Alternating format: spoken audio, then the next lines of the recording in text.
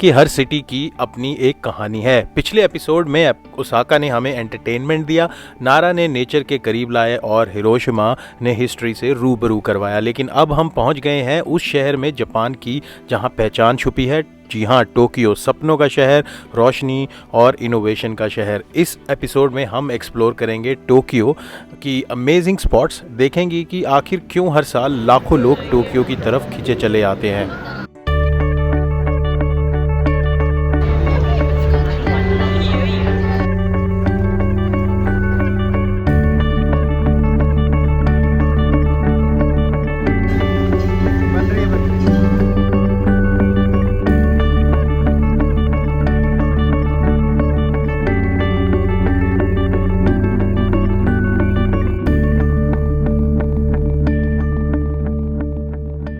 चलिए शुरू करते हैं। तो सबसे पहले नगोया से हम पहुंचे टोक्यो, अपने होटल पे चेक इन किया और हमने चूज़ किया वहाँ की सबसे अमेजिंग जगह, टीम्स लैब प्लैनेट।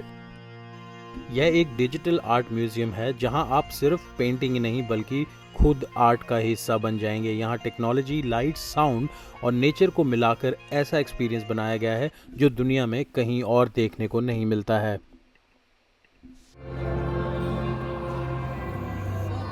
तो ये क्या हो गया?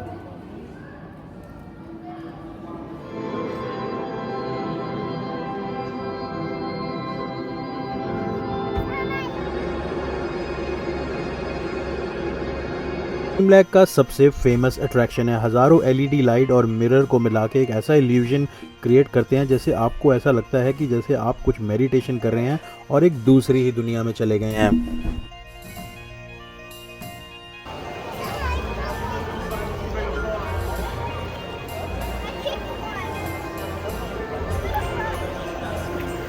सेकंड सेक्शन बहुत ही बेहतरीन था। यहाँ पे पैरों को आप पानी के अंदर लेके जाते हैं और करते हैं एक्सपीरियंस एक डिजिटल नदी का। Sorry, is there a toilet? Is there right? We have to get right out.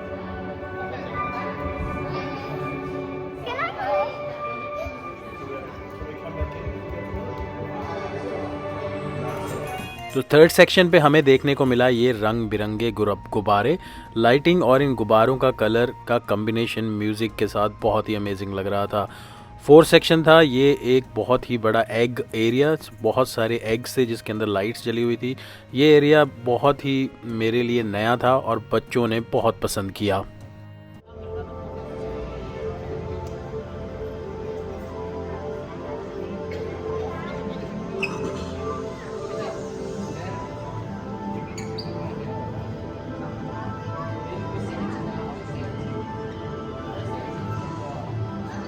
Section था लिविंग डिजिटल फॉरेस्ट। जी हाँ, ये एक ऐसा फॉरेस्ट बनाया हुआ था जहाँ पे दीवारों और फ्लोर पर डिजिटल नेचर जिंदा हो जाती है। आपको हाथी, पंछी और इस तरह के बहुत सारे डिजिटल जानवर नज़र आते हैं जो कॉन्स्टेंटली मूव करते रहते हैं।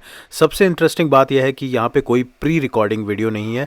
एआई की मदद से और रियल टाइम प्रोग्राम की मदद से ये डिजिटल क्रिएचर विजिटर की मूवमेंट के हिसाब से रिएक्ट करता है। तो अगर आप उसके रास्ते में आते हो किसी जानवर के, तो ये अपना रास्ता भी बदल लेते हैं, बिल्कुल वैसे ही जैसे कि एक असली जंगल में ही होता है।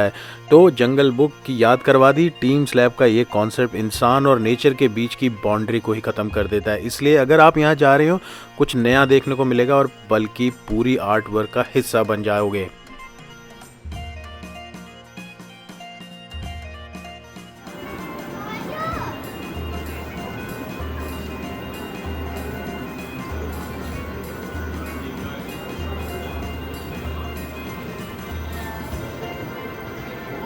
अगला सेक्शन था ये फ्लोटिंग फ्लावर गार्डन। जी हाँ, यहाँ पे असली 13,000 से भी ज़्यादा रियल ऑर्किड फ्लावर्स आपके आसपास तैरते हैं। बहुत ही अच्छा एक्सपीरियंस था और ऐसा लगता है जैसे कि आप एक स्वर्ग में ही आ गए हैं।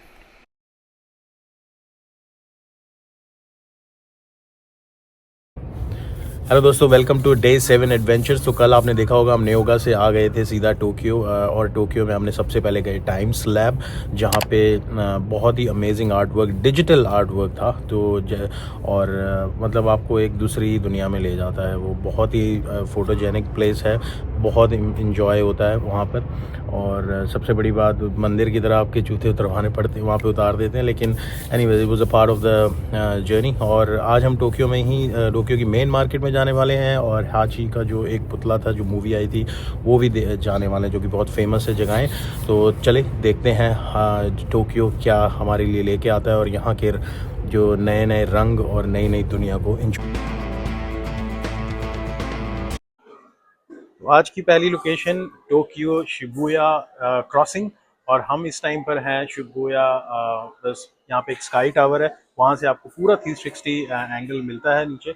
ये ऐसी क्रॉसिंग है, वर्ल्ड की सबसे बिजिएस्ट क्रॉसिंग में से एक मानी जाती है, जहाँ पे एक टाइम पर कम से कम 5,000 से 10,000 लोग भी क्रॉस करते हैं आमने सामने से। इस टाइम पे इतना नहीं कर रहे हैं, सुबह सुबह, सुबह तो नहीं, दोपहर हो रखी है इस टाइम पे, बट शाम को बहुत ही खतरनाक रहता है यहाँ का नज़ारे। तो ये वन ऑफ द ऐसी एक जगह है जो टोक्यो में अगर आप आ रहे हैं तो ज़रूर आइए स्काई टावर में, और यहाँ से देखिए ये नीचे के नज़ारे।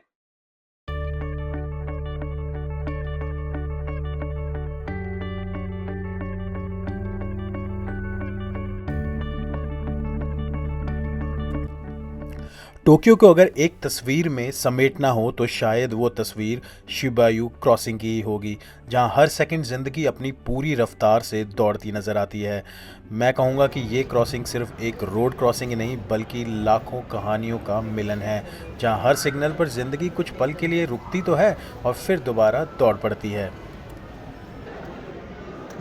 ये कोई मारियो कार्ट की, ये देखो, ये बुक करानी पड़ती है। वाह, क्रॉसिंग के सामने हाची डॉग का एक बहुत फेमस स्टैचू बना हुआ है, जिसकी लाइन में हम लगे हुए हैं सिर्फ फ़ोटो खिंचाने के लिए। यहाँ पे लाइन लगी हुई है, तो दिखाता हूँ मैं आपको ये फेमस स्टैचू। कुछ रिश्ते अल्फाजों से नहीं, इंतज़ार से पहचाने जाते हैं, और हाची ने दुनिया को सिखा दिया कि मोहब्बत वक्त से नहीं, वफादारी से मापी जाती है। तो अगर आप इस क्रॉसिंग पे जाएं तो हाचिको के पास कुछ पल ज़रूर बिताएं, क्योंकि ये सिर्फ एक स्टैचू ही नहीं, बल्कि वफादारी की एक अमर कहानी है।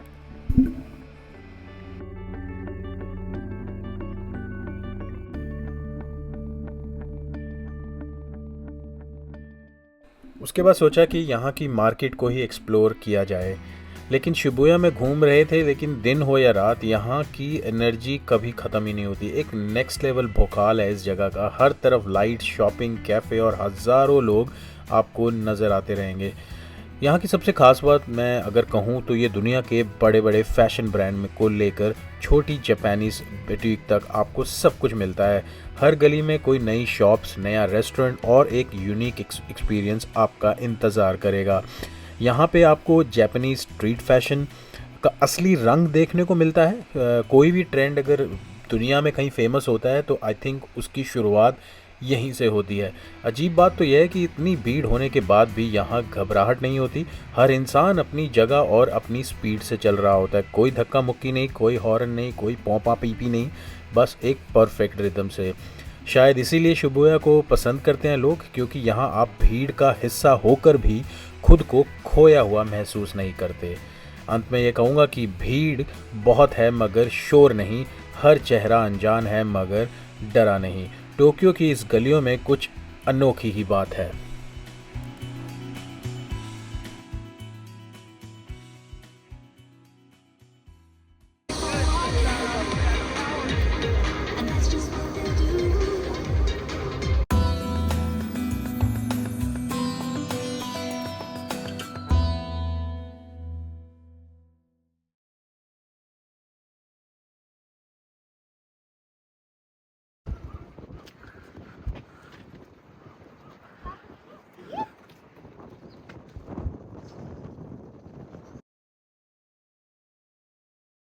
Hello guys and welcome on the new next day adventure. So आज हम आए हैं माउंट फूजी देखने के लिए। जैसे कि आपको पता ही है, माउंट फूजी एक मतलब जापान का सबसे ऊंचा पहाड़ है, और यहाँ का कल्चर है, यहाँ की आत्मा है, यहाँ का सब कुछ है।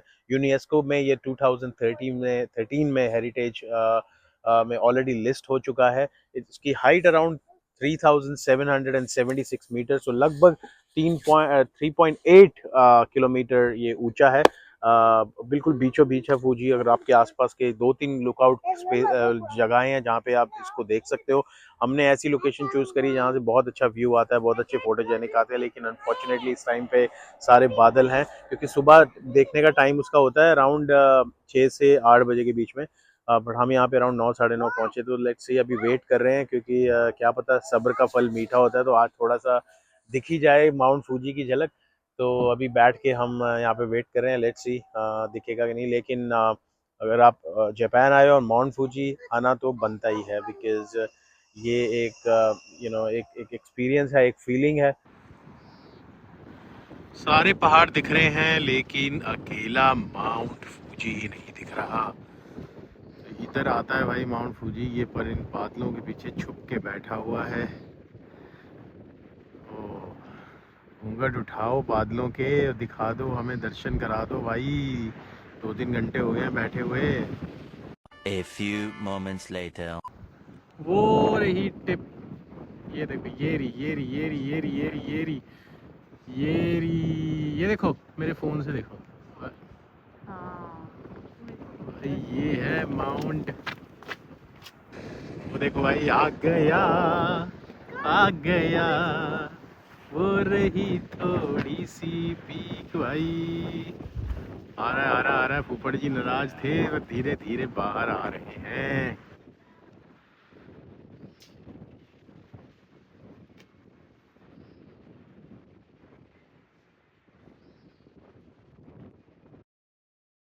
पहली नज़र में ये एक नॉर्मल पेडिस्टेरियन ब्रिज लगता है, लेकिन जब आप सही एंगल से देखते हो तो ऐसा लगता है जैसे सीधी सीढ़ियाँ माउंट फूजी की तरफ ही जा रही हो। बहुत से लोग ड्रीम ब्रिज की फ़ोटो देखकर समझते हैं कि ये कोई टूरिस्ट अट्रैक्शन के लिए स्पेशली बनाया गया स्ट्रक्चर है, लेकिन असल में ये एक ऑर्डिनरी पेडिस्टेरियन ओवरपास है जो माउंट फूजी का परफेक्ट अलाइनमेंट की वजह से दुनिया भर में बहुत मशहूर है और बहुत वायरल है।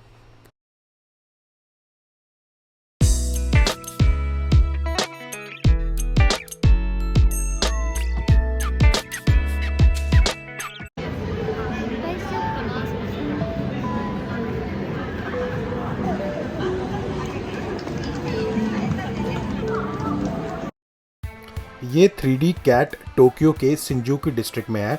शिंजुकू स्टेशन के पास ईस्ट एग्जिट के बिल्कुल सामने क्रॉस शिंजुकू विजन बिल्डिंग पर लगी हुई है। शिंजुकू स्टेशन दुनिया का सबसे बिजी रेलवे स्टेशन माना जाता है, जहां रोज़ लगभग 3 मिलियन से भी ज़्यादा लोग आते हैं। तो ये क्यों वायरल हुई, थोड़ा सा बता देता हूँ। 2021 में जब ये बिलबोर्ड लॉन्च हुआ था तो इसके वीडियो सोशल मीडिया पर मिलियंस ऑफ व्यू के साथ वायरल हो गए थे। लोग हैरान थे कि बिना किसी स्पेशल ग्लास के 3D इफेक्ट इतना रियलिस्टिक कैसे लग सकता है। इस बिल्ली की खास बात यह है कि ये सिर्फ बैठी नहीं रहती, कभी सोती है, कभी म्याऊं करती है, कभी नीचे देखकर लोगों को ऑब्जर्व करती है। तो अगर आप वहाँ जाओगे शिंजुकू स्टेशन में ज़रूर जाइए और इस बिल्ली को ज़रूर देखिए, क्योंकि टोक्यो में इमारतें भी कहानियाँ सुनाती हैं। मे भी इसीलिए यहाँ पे हज़ारों लोग उनसे मिलने चले आते हैं और वो कहानियाँ सुनने चले आते हैं।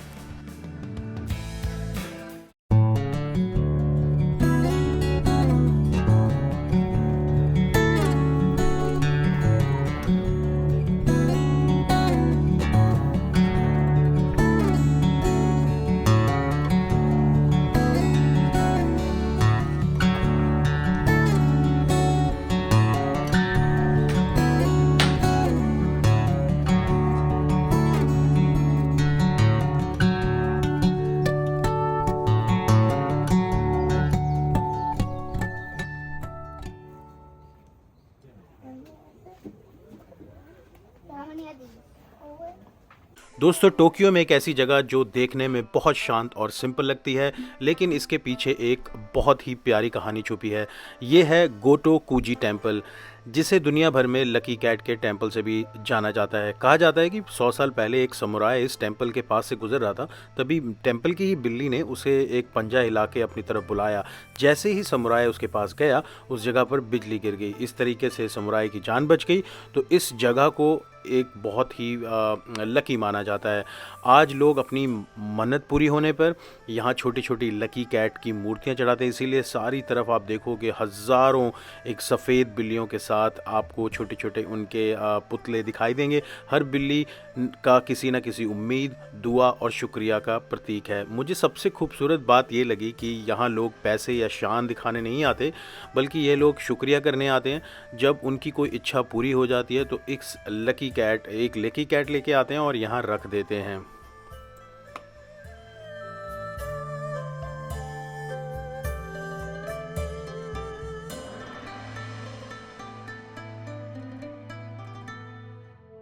बाकी अगर आप टोक्यो में सिर्फ वहाँ की बड़ी बड़ी बिल्डिंग्स, टेक्नोलॉजी देखकर वापस चले गए तो जापान का एक बहुत ही खूबसूरत पहलू मिस कर देंगे।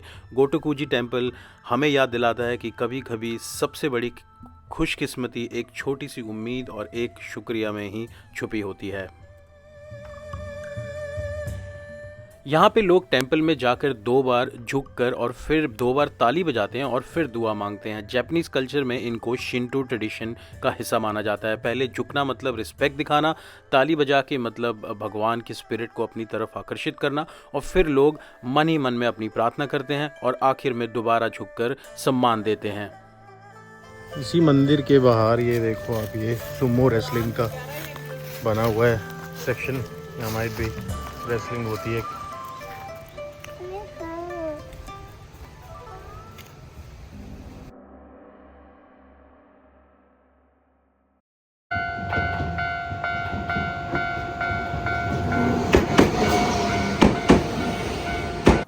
तो शहर की तो बहुत घूम लिए, आज सोचा थोड़ा सा लोकल एरिया, रेजिडेंशियल एरिया को एक्सप्लोर किया जाए।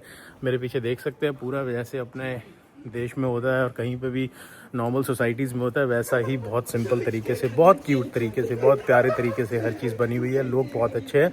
तो एक्सप्लोर करते हैं यहाँ के लोकल एरिया को और दिखाते हैं आपको यहाँ के रेजिडेंशियल एरिया के ग्लिम्स। कभी कभी किसी शहर को समझने के लिए उसकी मशहूर जगहों पर नहीं, कभी कभी उनकी खामोश तंग गलियों में भी चलना पड़ता है। टोक्यो की इस असली कहानी शायद उस ऊंची इमारतों में नहीं, बल्कि इन छोटी सी गलियों और मुस्कुराते हुए घरों में छुपी है। यहाँ चलकर ऐसा लग रहा था जैसे कुछ वक्त धीमा ही हो गया हो।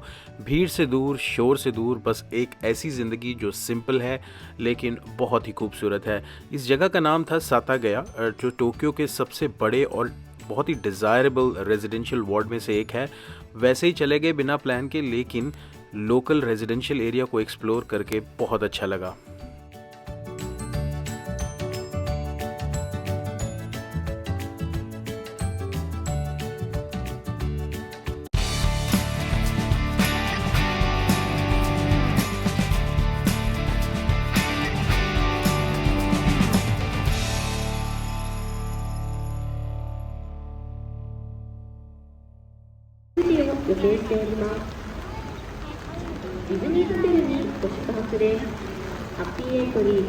तो डिज्नीलैंड की लाइन में लगे हुए हैं। बाहर ही देखो कैसे खचाखच भरी हुई है। अभी कहते हैं ना, सब कुछ आसानी से नहीं मिलता लाइफ में।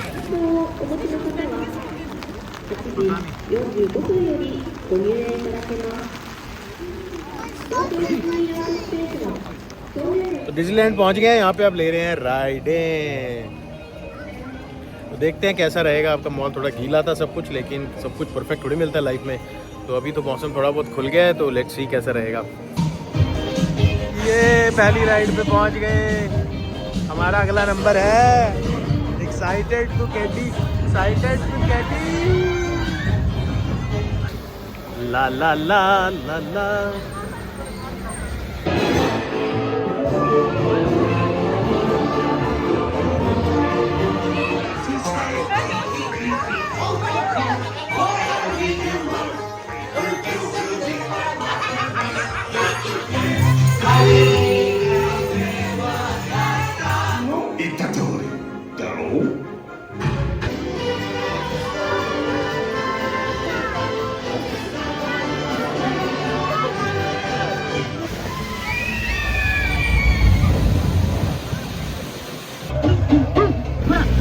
पार्टी चल रही है, पार्टी।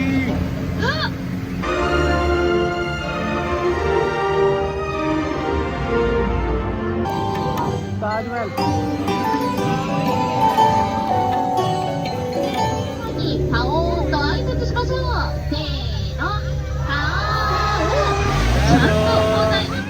उम्र चाहे कितनी भी हो, लेकिन टोक्यो डिज्नीलैंड आकर हर कोई बच्चा ही बन जाता है। तो टोक्यो डिज्नीलैंड 1983 में बना था, तो जब हमारे मम्मी पापा राजेश खन्ना और अमिताभ बच्चन की मूवीज़ को देख रहे थे, उस टाइम पे ये डिज्नीलैंड बन चुका था और ये आज दुनिया में सबसे ज़्यादा घूमने वाले थीम पार्क में से एक माना जाता है। यहाँ की जो beauty and the best ride है, दुनिया की सबसे पॉपुलर डिज्नी राइड में से एक मानी जाती है।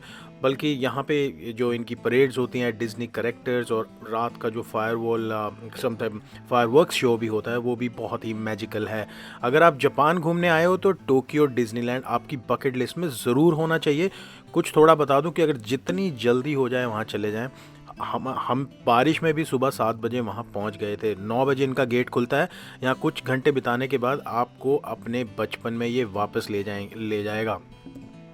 तो अगर आप ध्यान से देखें तो पार्क के अंदर कहीं भी कोई क्लॉक और घड़ियां बहुत ही कम दिखाई देती हैं। इसका यही कारण है कि डिज्नी चाहता है कि लोग सारी चिंता छोड़ के एक बार अंदर आएं और इस मैजिकल वर्ल्ड का पूरा मज़ा लें। हम सुबह अंदर एंटर किए थे और कब रात हो गई पता ही नहीं चला।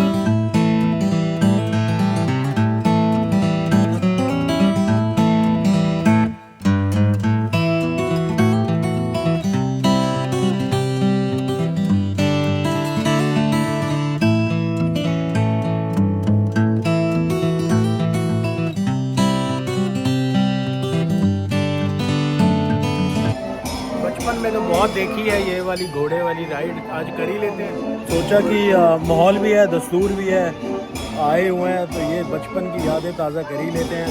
तो बैठ गया हूँ मैं बच्चों के साथ घोड़े वाली राइड पर।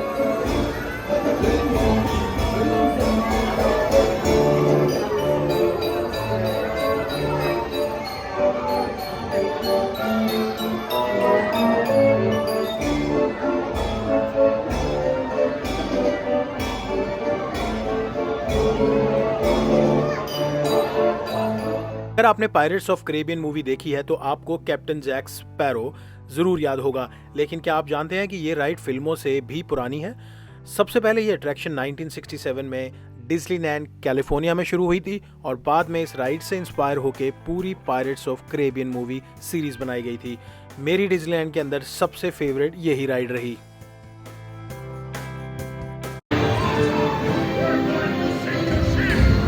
Jack Sparrow, show yourself, you miserable cur! You're not for sure and no mistake. And by thunder, that scoundrel Captain Jack Sparrow will never lay eyes on it, nor this here key neither. Last में हम मिले हमारे कार्टूनों के पूर्वज Mickey mouse जी से। थोड़ी बहुत रूबरू किया उनके साथ, सेल्फीज खिंचवाई और बहुत ही अमेजिंग एक्सपीरियंस रहा। तो ओवरऑल डिज्नीलैंड का ये पूरा एक्सपीरियंस बहुत ही अमेजिंग था। सारी राइड्स तो नहीं कर पाए, लेकिन जो भी किया हमेशा हमारी यादों में हमारे साथ रहेगा।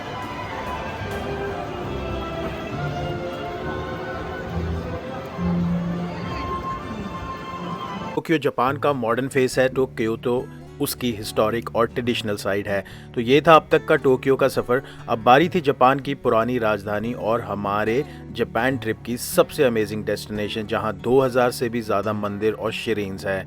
सबसे पहले 11वें दिन हम टोक्यो से ओसाका वापस आए, क्योंकि यहीं से हमारी ऑस्ट्रेलिया की वापसी की फ़्लाइट थी। होटल चेक इन किया और आराम किया। अगले दिन हम निकल पड़े क्योतो से सवाल पूछने कि क्योतो में इतना ज़्यादा हिस्टोरिकल ट्रेजर कहाँ से छुपा हुआ है। इनफैक्ट यूनेस्को की वर्ल्ड हेरिटेज साइट्स की गिनती यहाँ 17 है।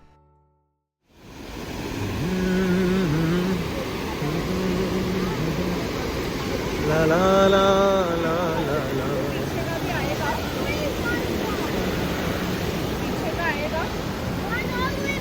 क्योटो की ब्यूटी को देखो।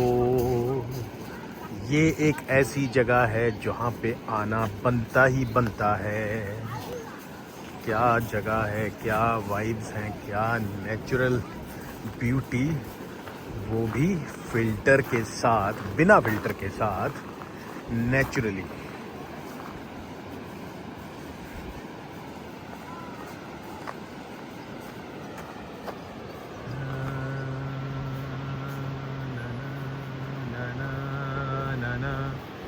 ना ना ना ना ना ना।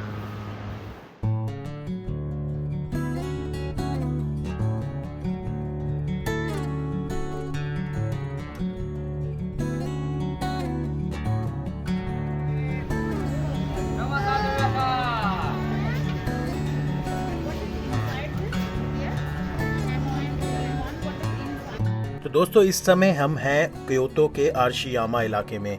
जी हाँ, अगर आप आरशियामा बैम्बू फॉरेस्ट देखने जा रहे हो तो इस मार्केट को घूमना बिल्कुल ना भूलिए, क्योंकि कई लोग कहते हैं कि शॉपिंग और स्ट्रीट फूड का मज़ा बैम्बू फॉरेस्ट जितना ही यादगार रहेगा।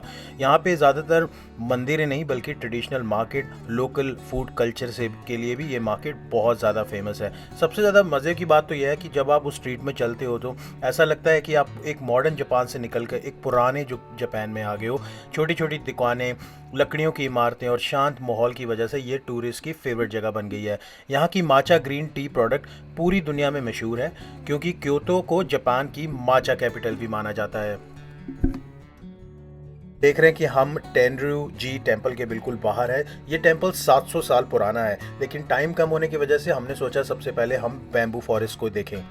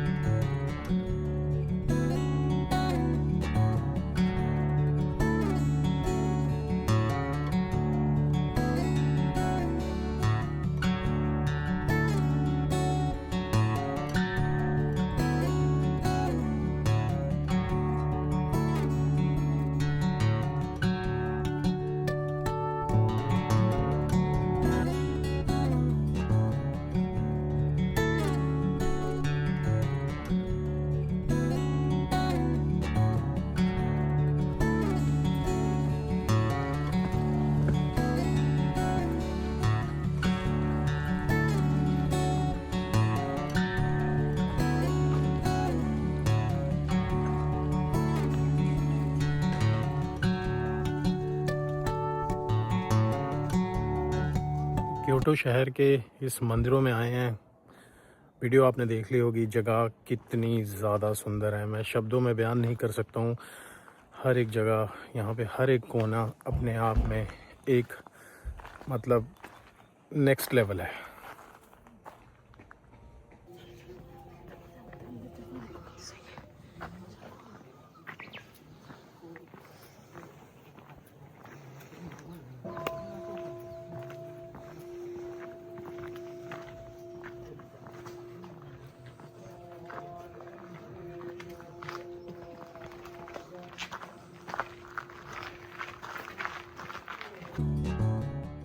तो दोस्तों बैम्बू फॉरेस्ट के थोड़े ऊपर चढ़ने के बाद ये जोजाको टेम्पल था वहाँ पे, जो कि क्योटो का सबसे खूबसूरत हिडन जेम भी माना जाता है।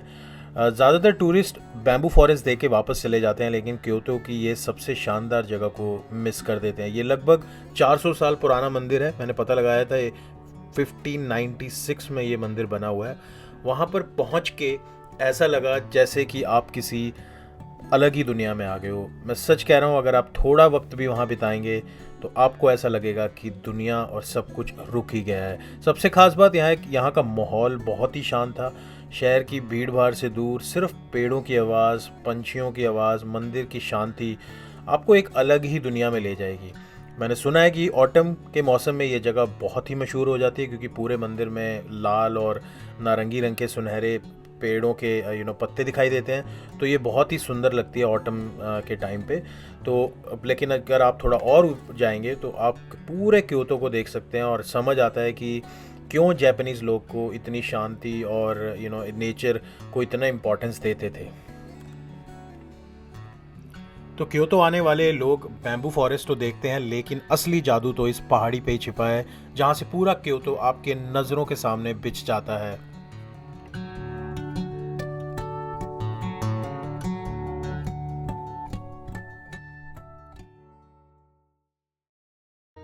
उसके बाद हम निकल गए क्योतो की सबसे एक आइकॉनिक जगह देखने, जिसका नाम था फुशिमी इनारी ताइशा।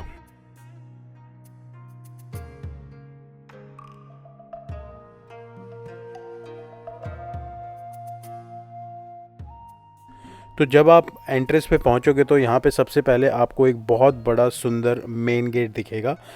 ये शिरीन इनारी ओकामी को समर्पित है, जो जापान में पैसा, बिजनेस, खेती और सफलता का देवता माना जाता है। इसीलिए आपको एंट्रेंस और शिरीन के आसपास बहुत सी फॉक्स के स्टैचू दिखाई देंगे। ये फॉक्स देवता का मैसेंजर को माना जाता है। तो यहाँ आप जो हज़ारों नारंगी ऑरेंज रंग के जो गेट्स देख रहे हैं, इनको तोरी गेट्स कहा जाता है। सबसे हैरानी वाली बात तो यह है, ये सिर्फ 100 नहीं है, 200 नहीं है, बल्कि 10,000 से भी ज़्यादा गेट हैं। अब आप इन गेटों के बीच में से जब आप निकलते हो तो ऐसा लगता है किसी एक जादुई दुनिया में चले गए हो। तो फुशिमी इनारी जापान का सबसे ज़्यादा फ़ोटो खींचने वाली जगह इन्हीं गेट्स की वजह से माना जाता है। और एक मज़ेदार फैक्ट, यहाँ का हर गेट किसी न किसी या तो किसी बंदे ने चढ़ाया है या फिर किसी कंपनी ने डोनेट किया है। यानी कि सिर्फ ये एक टूरिस्ट अट्रैक्शन ही नहीं, बल्कि लोगों की आस्था और श्रद्धा का भी प्रतीक है।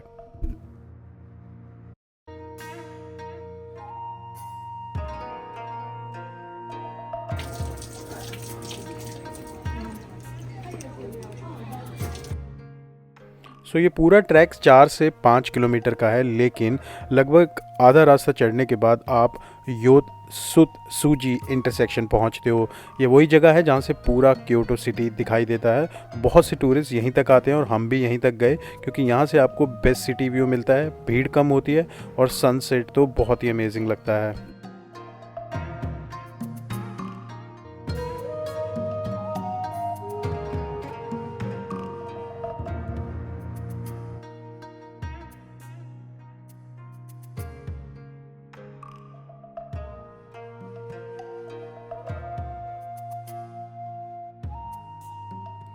कुछ जगहें तस्वीरों में ही अच्छी लगती है, लेकिन कुछ जगह दिल में घर बना लेती है।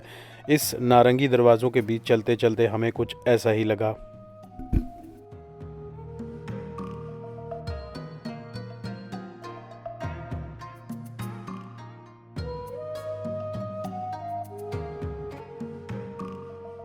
रेस्टोरेंट की लाइन लगी हुई है खाना खाने के लिए।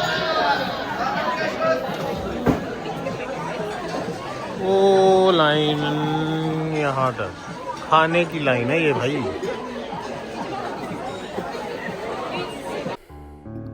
तो दोस्तों, इसी के साथ हमारी जापान की ये यादगार जर्नी यहीं ख़त्म होती है।